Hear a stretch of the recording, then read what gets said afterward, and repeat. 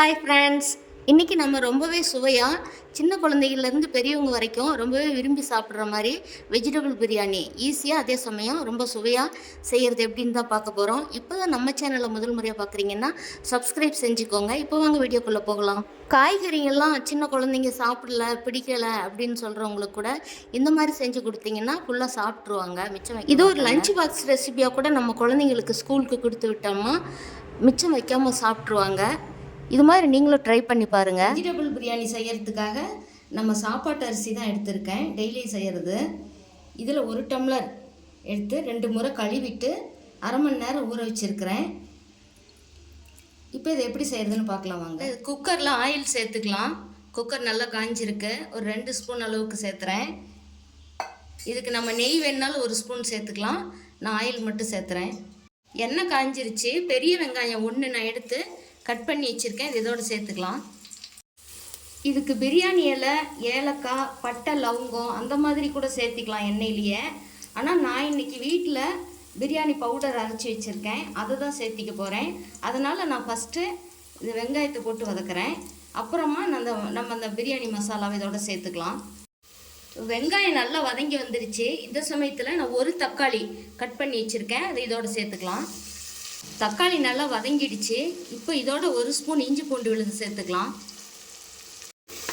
இந்த இஞ்சி பூண்டு விழுது பச்சை வாசனை போகிற அளவுக்கு இதை நல்லா கலந்து விட்டுக்கலாம். இப்போ இஞ்சி பூண்டு விழுது நல்லா வெந்து பாருங்கள், எண்ணெய் பிரிஞ்சு வருது. இது வதங்கிடுச்சு எண்ணெயிலேயே நல்லா. இந்த சமயத்தில் நம்ம கட் பண்ணி வச்சுருக்கிற காய்களை சேர்த்துக்கலாம். இதுக்கு நான் காரத்துக்காக 2 பச்சை மிளகாய் சேர்த்துறேன்.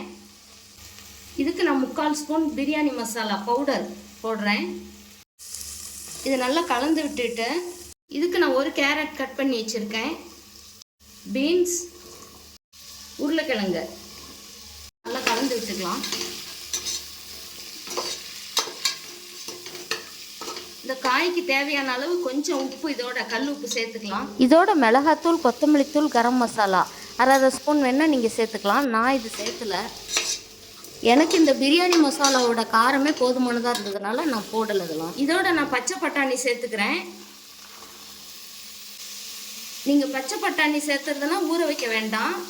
இதுவே நமக்கு மளிகை ஸ்டோரில் வாங்குகிற அந்த பட்டாணினா நீங்கள் நைட்டே ஊற வச்சு காலையில் ஒரு 8 மணி நேரம் ஊற வச்சு எடுத்துக்கணும்.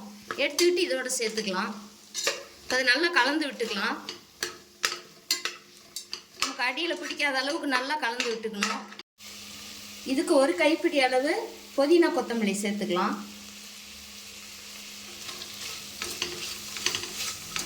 சேர்த்து நல்லா கலந்து விட்டுக்கலாம். இது ஒரு 2 நிமிஷம் வதங்கட்டும். இந்த காய் மசாலா எல்லாம் இதோட நல்லா எல்லாம் கலக்கணும். கலந்து ஒரு 2 நிமிஷம் வதங்கட்டும். இதுலேயே காய் வதங்கும் போதே இதுக்கு நல்லா புளிக்காமல் கெட்டி தயிராக ஒரு 2 ஸ்பூன் நான் சேர்த்துக்கிறேன். இது ரைஸ் நமக்கு நல்லா சாஃப்ட்னஸ் கொடுக்கும்.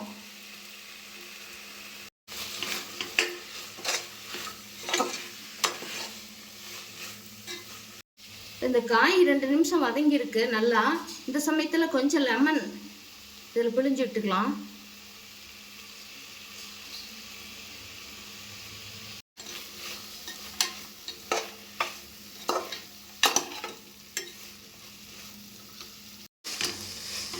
இந்த காய்களெல்லாம் நல்லா வதங்கி வந்துருச்சு. இந்த சமயத்தில் நம்ம எடுத்து வச்சிருக்கிற அரிசி இதோட சேர்த்துக்கலாம்.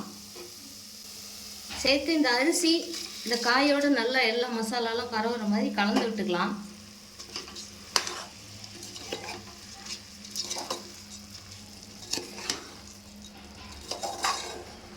நம்ம அரிசியை கிளறும்போது அரிசி உடையாமல் கிளறிக்கணும். கலந்து விட்டாச்சு. நான் இந்த டம்ளரில் 1 டம்ளர் அரிசி எடுத்தேன். சாப்பாட்டு அரிசின்றதுனால இந்த டம்ளரில் 2 டம்ளர் தண்ணி வைக்கிறேன். 1 டம்ளருக்கு 2 டம்ளர் தண்ணி. இதுவே நம்ம பிரியாணி அரிசியாக இருந்தால் நம்ம கொஞ்சம் குறைச்சி வச்சுக்கலாம். நான் இது எப்பயும் டெய்லி செய்கிற சாப்பாட்டு அரிசின்றதுனால எப்பயும் வைக்கிற மாதிரி 1 டம்ளர் அரிசிக்கு 2 டம்ளர் தண்ணி வைக்கிறேன்.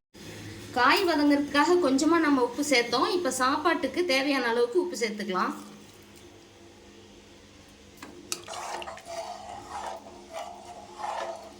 இது நல்லா கொஞ்ச நேரம் கொதி வரட்டும். அப்புறமா நம்ம மூடி போட்டுக்கலாம். சாப்பாடு நல்லா கொதி வருது. இந்த சமயத்தில் நம்ம மூடி போட்டுக்கலாம். இப்போ மூடி போட்டு நம்ம உடனே விசில் போட வேண்டாம். இந்த ஏர் கொஞ்சம் இதில் வரட்டும், வரும்போது போட்டுக்கலாம். இப்போ நம்ம மூடி போட்டு ஏர் வருது. இந்த சமயத்தில் நம்ம விசில் போட்டுக்கலாம்.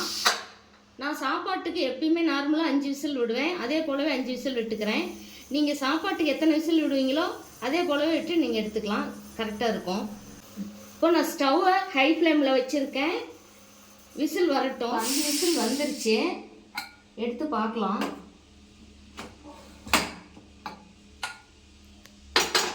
சாப்பாடு சூப்பராக வெந்து வந்திருக்கு.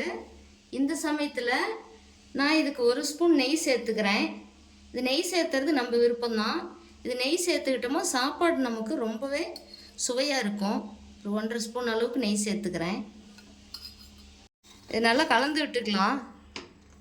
நமக்கு நெய் இப்போ லாஸ்ட்டாக சேர்த்தும் பொழுது நமக்கு சாப்பிட்றதுக்கு ரொம்பவே நல்லா ரிச்சாக இருக்கும் சாப்பாடு. சாப்பாடு பாருங்கள், நம்ம டெய்லி செய்கிற சாப்பாட்டோட அரிசி தான்.